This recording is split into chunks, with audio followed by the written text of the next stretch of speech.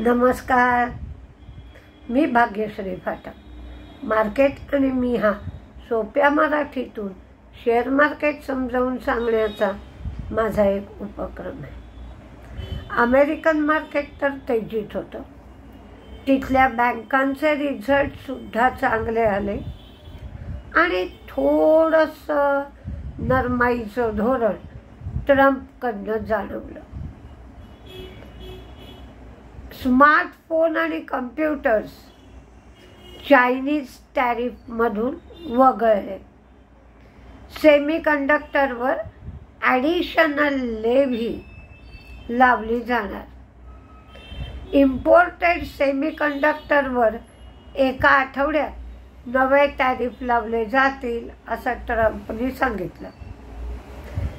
Exempted take प्रॉडक्ट्सवर पुढील 2 महिन्यामध्ये duty लावली जाईल. या मालापैकी 20% आयात चीनमधून होते. पण तरी का विना बाकीच्या लोकांवर 90 दिवस पुढे ढकलले. स्मार्टफोन, कम्प्युटर यांना टॅरिफमधून वगळलं आणि चीनमधून जर आयात निर्यात बघितली तर टॅरिफ लावण्याच्या आधीच चीनमधून एवढी निर्यात झाली आहे की त्यांना पुढचे 2 महिने काळजी करायची गरज नाही अशी अवस्था आहे. म्हणजे काहीतरी त्यांनी हेरलं होतं आणि आधीच सगळी निर्यात पार पाडली होती. फॉरेन इन्व्हेस्टर्सची विक्री आहे 2519 कोटींची, तर डोमेस्टिक इन्व्हेस्टर्सची खरेदी आहे 3759 कोटींची. आज सुरुवातीला तरी मार्केट तेजीत उघडेल आणि नंतर मात्र एक 500 ते 600 पॉईंटच्या आसपास नक्की तेजीत उघडेल. त्यानंतर मात्र काय होत आहे हे पाहावं लागेल. गेल 26% स्टेक US LNG प्रोजेक्टमधला आणि 15 वर्ष gas sourcing contract. US LNG प्रोजेक्टमधला 26% स्टेक गेल घेणार आहे. त्याच्यासाठी त्याने एक्सप्रेशन ऑफ इंटरेस्ट सांगितलेलं आहे. डॉक्टर रेड्डीज बिझनेस स्टँडर्डनी एक रिपोर्ट दिला होता की कंपनी 25% वर्कफोर्स कॉस्ट रिडक्शन करणार आहे. पण रेड्डीजनी म्हणजेच कंपनीने ही गोष्ट पूर्णपणे फेटाळून लावली आहे आणि असं काहीही आम्ही करणार नाही असं डॉक्टर रेड्डीजनी सांगितलं. HALनी सांगितलं की सरकारकडून ऑर्डर मिळाली आहे पण आम्ही कोणतीही कन्सल्टन्सी फर्म अद्याप निश्चित केलेली नाही R&D प्रोसेससाठी. GMR power, GMR Rajahmundry एनर्जीची 1 टाइम सेटलमेंट त्यांना करायची. त्यामुळे ते वेगवेगळ्या गोष्टींचा विचार करून त्यांची बॅलन्स शीट 4400 रुपयांनी कमी करणार आहेत. त्यांचा खर्च म्हणजे बॅलन्स शीटचा भार कमी होईल आणि GMR पॉवरची 1 टाइम सेटलमेंट करता येईल. पर्सिस्टंट आणि कॅपिऑट सॉफ्टवेअर यांच्या मर्जरला NCLT कडून परवानगी मिळाली आहे. अशोका बिल्डकॉन सेंट्रल रेल्वेच्या 569 कोटीच्या प्रोजेक्टसाठी ते L1 बिडर ठरले आहेत.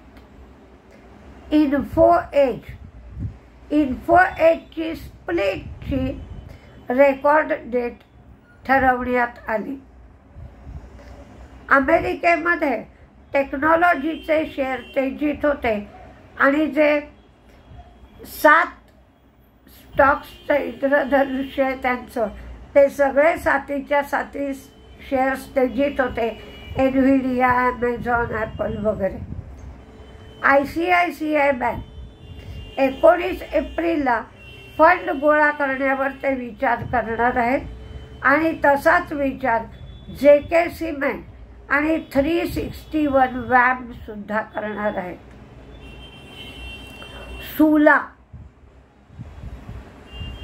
सुला त्यांनी सांगितलं 0.7% रेव्हेन्यू त्यांचा YOY वाढू शकेल. क्वार्टर ऑन क्वार्टर 133 कोटी होईल आणि वर्षभराचं उत्पन्न वाढून 1.7% म्हणजेच 619 कोटी होईल अशी त्यांना अपेक्षा आहे. झायडस ॲम्प्लिट्यूड सर्जिकल SA ही फ्रान्समधली कंपनी आहे. त्याच्यामध्ये 85.6% शेअर्स 6.25 युरोला ते घेणार आहेत. प्रत्येक शेअरला देणार 6.25 युरो. एकंदर खर्च 256.8 मिलियन एवढा येईल. त्यांना जायथारी या टॅबलेटसाठी, आणि या टॅबलेट 6 mg, 12 mg, 30 mg आणि 36 mg यालाच डेफ्लॅझॅकार्ट असं सुद्धा म्हणतात. तर या टॅबलेटला त्यांना मंजुरी मिळालेली आहे. HCL टेक जनरेटिव्ह AI सर्व्हिसेससाठी 3 गुगल क्लाउड पार्टनर त्यांना मिळाले. क्लाउड मायग्रेशन सर्व्हिसेस आणि इन्फ्रास्ट्रक्चर मॉडर्नायझेशन सर्व्हिसेस. आता गुगल क्लाउड स्पेशलायझेशन त्यांची 7 झाली आहेत एकंदरीत. इरकॉन 128 कोटीची ऑर्डर त्यांना रेल्वेकडून मिळाली. होम फर्स्ट 11 एप्रिलला त्यांनी QIP केला. 970 रुपये भावाने केला. QIPची फ्लोअर प्राईस होती 1019, पण त्यांना हा QIP 4.83% डिस्काउंटवर करावा लागला. थर्मॅक्स फोर्ट मॅक्स केमिकल्स ही सबसिडियरी त्यांनी इनकॉर्पोरेट केली. IOB आणि त्याचप्रमाणे स्टेट बँक दोघांनीही 0.25 लेंडिंग रेट कमी केला. आशियाना हाऊसिंगला त्यांनी अपडेट्स दिले. 26.97 लाख स्क्वेअर फूट त्यांना बुकिंग मिळालं. पूर्वी हे 26.40 लाख होतं. त्याने एरिया विकला 1937 कोटींचा. युग्रो कॅपिटल किंवा उग्रो कॅपिटल त्यांचे AUM वाढले, म्हणजेच ॲसेट अंडर मॅनेजमेंट ते 12,000 कोटी झालेत. तर गेल्या वर्षी ते 9,047 कोटी होते आणि गेल्या क्वार्टरला 11,067 कोटी एवढे होते.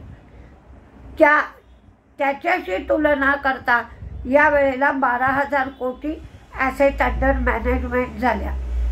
ओरिएंट सिमेंट आणि NCL, ओरिएंट सिमेंटचे रिझल्ट कमजोर आले, तसेच NCLचे अपडेट्सही कमजोर आले.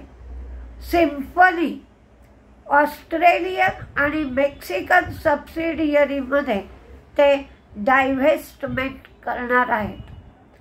बॉन्ड यील्ड 4.36, डॉलर इंडेक्स 100च्या खालीच 99.89, क्रूड मात्र 63 वरनं 65 वर आलाय आणि व्हिक्स 20.11 एवढा होता.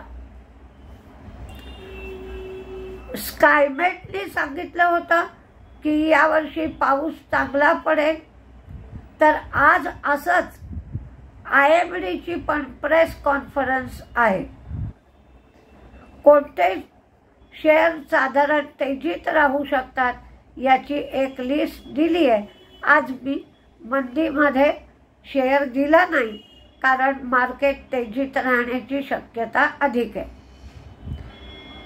Grasim, Indigo, Bajaj finance, Tata power, Ajanta pharma, GMR power, BEL, Ahluwalia contract यांना गोदरेज प्रॉपर्टीकडून 396 कोटीची ऑर्डर मिळाली आहे म्हणून दिलाय.